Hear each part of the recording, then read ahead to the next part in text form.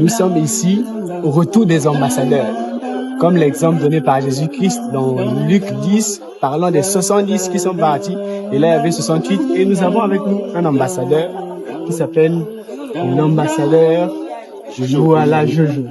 Alors, ambassadeur, quelles sont vos impressions sur le programme? Non, le programme a été très bon. On était très bon, c'est un bon moment où on a passé ensemble avec les inconnus et les gens que nous ne connaissons pas. Pour nous, une première expérience. En tout cas, on a fait ce qu'il faut. Jésus-Christ absent, mais nous l'avons représenté comme il fallait. On s'est donné notre vie, corps, âme, esprit dans ce. Donc, vous avez représenté Jésus-Christ. On a représenté Jésus-Christ. Vous étiez dans quelle zone? On était en Komo Matari. Non, c'était pas une zone facile, mais on a pris Dieu pour y arriver jusqu'à là. On ne sorti pas de problème. Merveilleux. Donc, on va trouver un autre ambassadeur. On a une autre ambassadrice ici qui vient de Pointe-Noire. Bonjour ambassadrice, Dieu vous bénisse. Dieu vous bénisse. Alors, vous étiez ambassadrice troisième vague. Vous étiez affectée où? À Tchétché. À Tchétché. Oui. Alors, comment on vous appelle ambassadrice? Je m'appelle Madame Tati. Madame Tati. Oui. Et quelles sont vos impressions sur le programme? Vous avez rencontré des défis, des difficultés? Bien sûr, les défis ne manquent pas. Les défis financiers, les défis. Mais avec le soutien de Dieu, ça a été bien. Merveilleux. Dieu nous a soutenus. Ça a été bien. Dieu. C'est parti. Toujours avec les ambassadeurs de la troisième vague. Cette fois-ci, vous aurez une ambassadrice. Alors, ambassadrice, Dieu vous bénisse. Dieu bénisse, ambassadeur. Comment on vous appelle, ambassadrice? Je m'appelle Gloire Saya, ambassadrice de la troisième vague. Ambassadrice de la troisième vague. Alors, vos impressions sur le terrain, comment vous avez surmonté?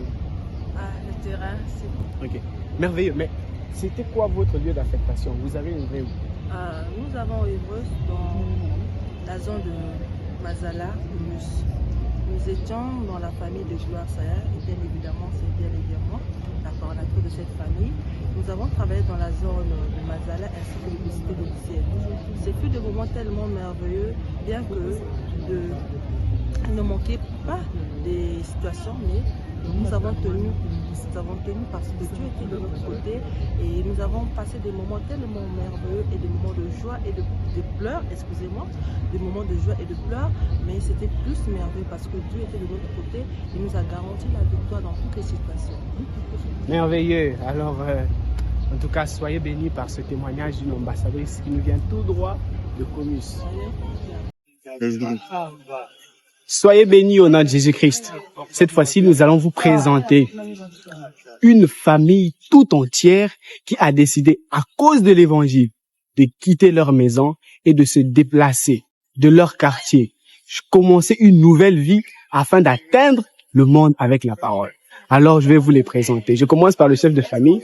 Bonjour, Dieu vous bénisse, Konaté. Bénédiction abondante. Alors, comment s'appelle votre famille, Konaté? Notre famille s'appelle la famille Mamfana.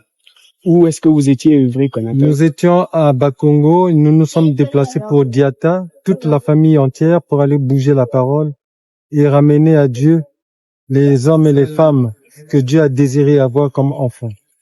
Merveilleux. Je vais vous présenter la maman de la famille. Dieu vous bénisse. Merci. Que vous bénisse aussi. Maman, comment on vous appelle? Madame Enfana Anastasie. Alors, donc, vous avez quitté tout votre confort. Effectivement, on a quitté tout notre confort pour se retrouver à Diata. Et dire qu'à Bakongo, on était non loin du marché avec beaucoup d'opportunités. Mais on a pris un engagement pour aller à Diata vivre, pour ramener les brebis égarées à Dieu.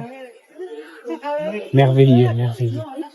Est-ce que vous avez une impression par rapport aux enfants? Qu'est-ce que vous pourriez conseiller aux enfants ou aux autres familles? Ça a été merveilleux de voir et de toucher de doigt la réalité, les bénédictions qu'on a eu à profiter et de ce que nous avons donné la parole aussi.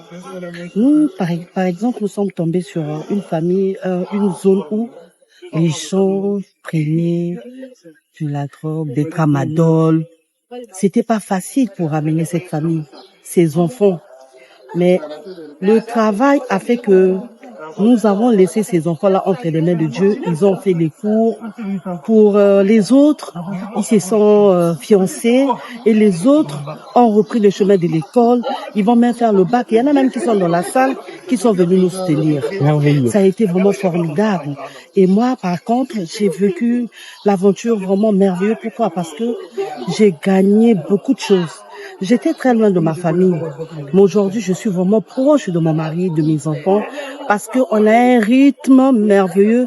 Chaque jour, nous nous réveillons, nous travaillons la parole de Dieu, on lit la Bible chaque jour et on se prépare pour aller donner la parole.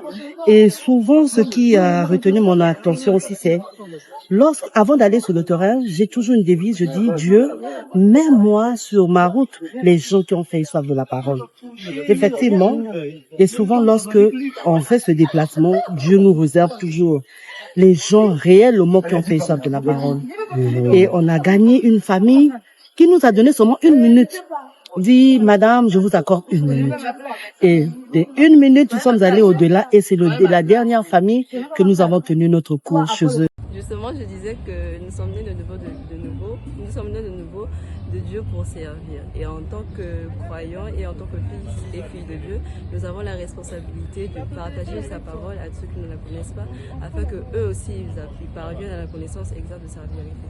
Et c'était un grand privilège pour moi de participer à ce programme. Cela m'a permis de grandir spirituellement, physiquement, et même j'ai relevé les défis avant que je n'y arrivais pas.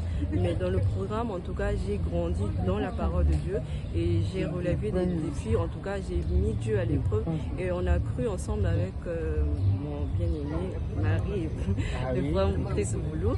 Et on a cru ensemble, on a relevé les défis. Malheureusement, c'était pas facile ni difficile non plus, mais Dieu nous a donné en tout cas le pouvoir, la capacité de tout surpasser avec sa parole et avec lui on a pu. Voilà pourquoi je remercie grandement le ministère de la Voix internationale qui nous rend disponible ce programme. Merci. Merci, merveilleux. Donc, je précise que ce sont des hommes et des femmes qui ont sacrifié 9 mois de leur vie. 9 mois bien comptés de leur vie pour pouvoir œuvrer dans la parole du Seigneur.